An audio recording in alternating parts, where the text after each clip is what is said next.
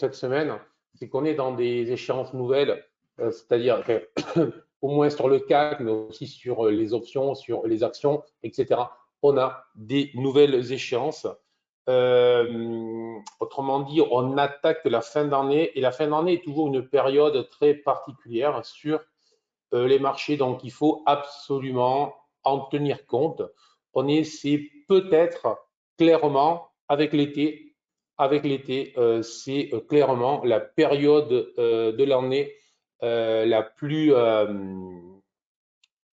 particulière, la plus spécifique, avec des ajustements de portefeuille, les fameux ajustements de portefeuille, avec un certain nombre de changements dans les valeurs, c'est-à-dire que les gérants vont aller plutôt vers un certain nombre de valeurs, plutôt celles qui gagnent, mais ils vont aussi s'intéresser à des valeurs qui sont en perte, en se disant que c'est le moment où elles peuvent aussi se retourner. Bref, il peut y avoir beaucoup de rotations sectorielles et il y a généralement, notez-le, ça peut être intéressant, une inertie plus grande dans les tendances.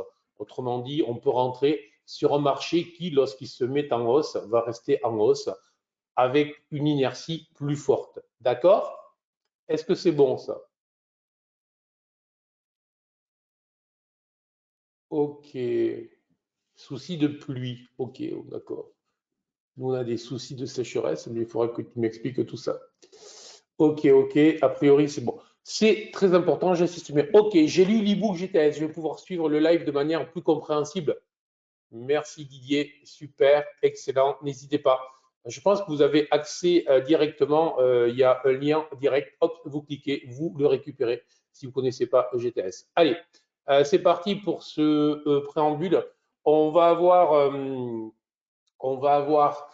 c'est évidemment à la fin des résultats ou pratiquement, mais il y a toujours quand même quelques sociétés qui publient, donc c'est toujours très intéressant. Et cette semaine, on va avoir Nvidia qui va publier.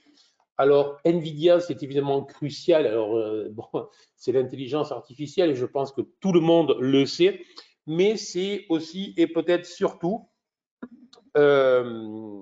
Bonjour à toutes et tous, j'espère que tout se passe bien sur les marchés. Dans tous les cas, n'hésitez pas à nous rejoindre tous les matins dès 8h pour des plans de trading, des analyses, beaucoup de convivialité en plus.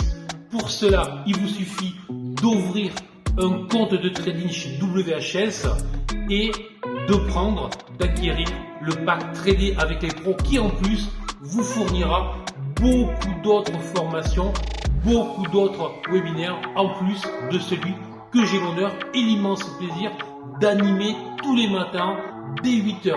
Donc je vous attends, rejoignez-moi, rejoignez-nous et venez trader avec nous. En attendant, je vous souhaite à toutes et tous un excellent trading sur les marchés. Un élément crucial qui peut justifier les niveaux des marchés ou au contraire, enfin, qui peut permettre de justifier ou au contraire, qui peut expliquer que les marchés se sont peut-être un peu énervés, si je puis dire, avec toute la problématique autour des taux et toute la problématique des baisses de taux à venir. Si révolution industrielle avec l'intelligence artificielle devait être avérée dans les prochaines semaines, les prochains mois, les prochains trimestres, effectivement, on pourrait être à l'aube de quelque chose d'assez fabuleux sur les marchés financiers. S'il y a l'inverse, voilà. Et donc, évidemment, on a avec Nvidia le marqueur le plus puissant de l'impact de l'intelligence artificielle. Non, je ne parle même pas de l'impact réel sur les économies, je parle de l'impact réel sur l'investissement des entreprises. Et qui dit investissement dit croissance future.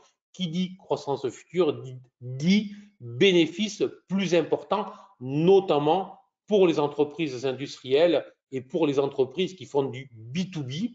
Effectivement, on sait que le B2C, business to consumer, va être plutôt, lui, impacté négativement du fait de la situation économique. Voilà. Donc voilà, petit propos sur le Fonda et sur la semaine qui nous attend. Pour moi, c'est le plus important. Et après, attention, on va avoir une semaine écourtée. Bien évidemment, si vous avez ouvert un ordinateur ou une télé ou je ne sais quoi, vous voyez bien que les promotions ont commencé. Et donc, jeudi, vendredi, jour demi, trois quarts, férié aux États-Unis.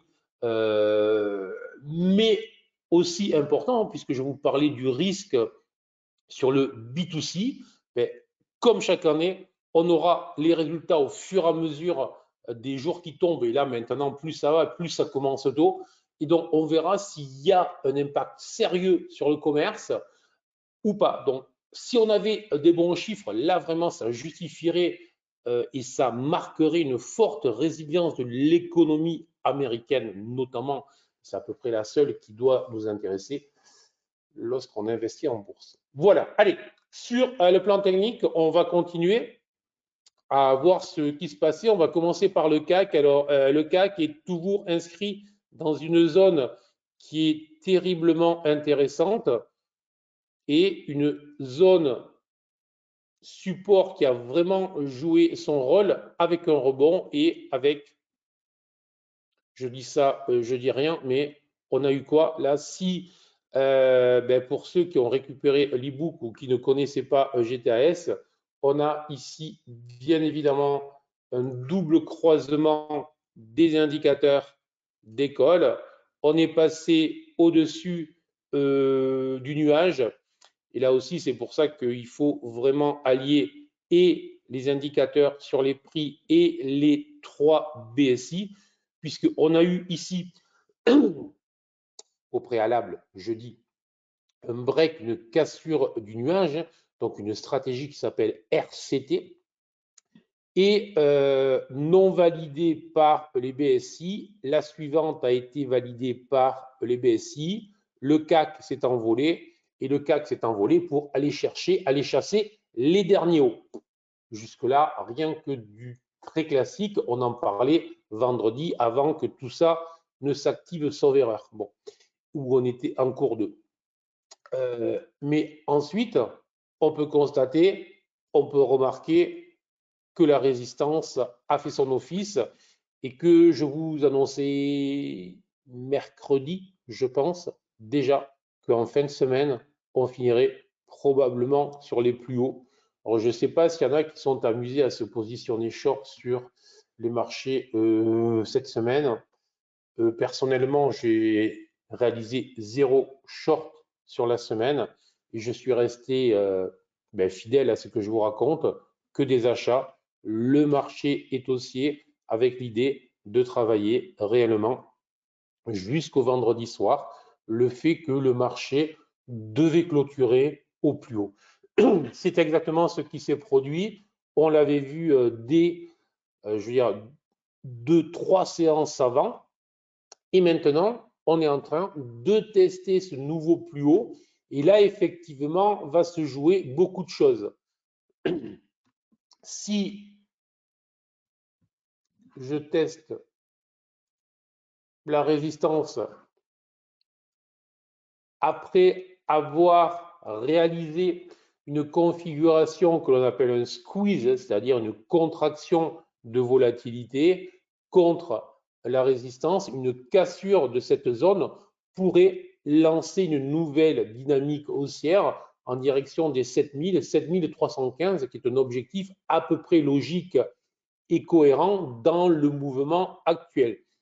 Je vous parlais lorsqu'on était sur les 7150 des objectifs au-delà des 7200 points. Ça a été fait. La cassure des 7240-250 renvoie presque mécaniquement au-delà des 7315 points. Donc, ça serait un objectif logique au-dessus. Mais pour le moment et à ce stade, tout est vert, tout est haussier, mais on ne va pas s'énerver alors que j'ai été haussier agressif, on dira, depuis 4 jours.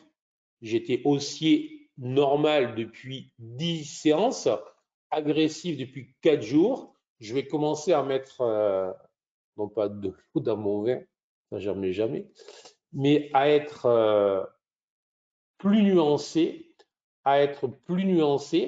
du fait que sans me précipiter, si jamais ce niveau bloqué ce matin, notamment, je considérerais qu'il faudrait peut-être travailler de manière contrarienne toujours. Donc attention, lorsque je dis contrarien, je vous rappelle, c'est pour les traders expérimentés. Les traders non expérimentés doivent privilégier le sens de la tendance. Et les non expérimentés, puisque certains, au bout de 3 mois, pensent être expérimentés, on n'a pas vraiment la même conception de l'expérience.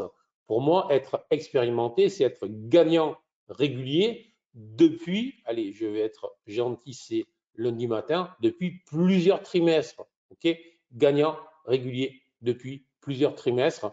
Je peux commencer à me considérer comme un trader expérimenté. Voilà.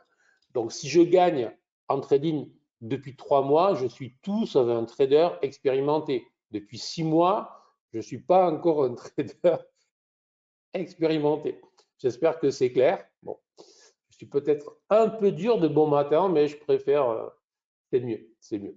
Ok, bonjour à ce qui arrive. Merci beaucoup de vous signaler, c'est toujours top. Si vous êtes nouveau, je vous rappelle, vous pouvez vous présenter, dire ce que vous tradez, comment vous tradez, etc. Voilà. Donc, si ça break, achat possible, oui. Si ça ne break pas, l'idée va être potentiellement de jouer un retour vers les 7200, première zone d'achat possible et deuxième zone d'achat possible 7160. À ce stade et pour le moment, grosse zone d'achat, première grosse zone d'achat.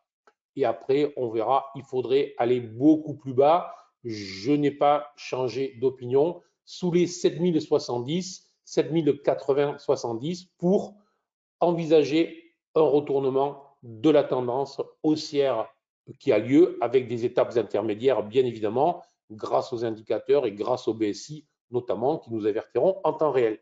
3 ans, c'est très bien. Didier, comment interpréter la largeur plus ou moins importante du nuage BSI par rapport à la volatilité? S'il y a quelque chose à interpréter? Oui, il y a beaucoup de choses à interpréter et exactement ça. C'est-à-dire que le nuage, justement, s'adapte notamment à la volatilité. Donc, plus le nuage s'élargit, plus il marque à la fois le momentum de la tendance, dont la dynamique de la tendance, si le terme momentum ne vous convient pas, et il marque le fait que la volatilité s'accroît. Bon. Et lorsque le nuage, et lorsque, on va dire là, lorsqu'il y avait une hausse là, et lorsque le nuage commence à se refermer, ben, il indique tout simplement une baisse de volatilité et un possible changement de direction. Et typiquement, la différence là, je dessine vraiment comme je ne sais pas quoi. J'allais dire un gros mot, donc je ne le dis pas. La différence là, c'est quoi? C'est que là, j'ai un pincement, mais que ce pincement, à aucun moment, j'ai mon nuage qui converge. Donc, je vous rappelle qu'il y a une convergence, c'est comme ça, et la divergence, ou qui reconverge, on va dire, pour être plus précis. Voilà, donc c'est-à-dire qu'on est toujours en extension sur les deux côtés.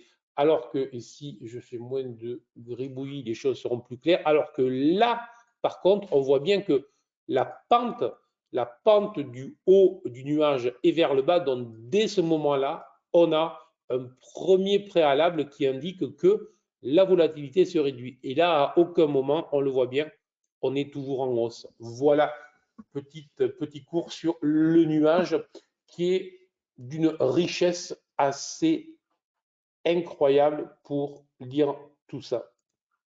Et d'une immense utilité. Oui, voilà. Donc, deux plans principaux. Pour moi, sur le CAC ce matin, tant qu'on va rester dans cette zone 7230-45, je ne fais rien, trop petit, rien à faire. on est dans le squeeze. Si on casse clôture au-delà des 7250 avec les règles de cassure que je vous ai précisées, notamment pour ceux qui étaient là dans l'atelier de trading du 13 octobre, tout ça dit dans un seul souffle. À ce moment-là, je peux rentrer éventuellement à l'achat en ciblant 7315. Pour ce lundi matin, je ne vous cache pas que ce n'est pas mon trade préférentiel. Je vais me montrer plutôt prudent à l'achat ce matin en considérant que certains vont essayer de piéger des acheteurs qui commencent à être arrogants depuis quelques jours. Voilà. Et donc, à ce moment-là, il faudra piéger les derniers acheteurs pour ceux qui se font toujours piéger parce qu'ils arrivent toujours après le train, bien évidemment. Et ça pourrait être le moment ce matin. Et donc, plutôt préférence à un blocage sur cette zone et à des achats sur repli autour des 7205 ou les 7170 plus tard. C'est bon ou vous avez des questions là-dessus?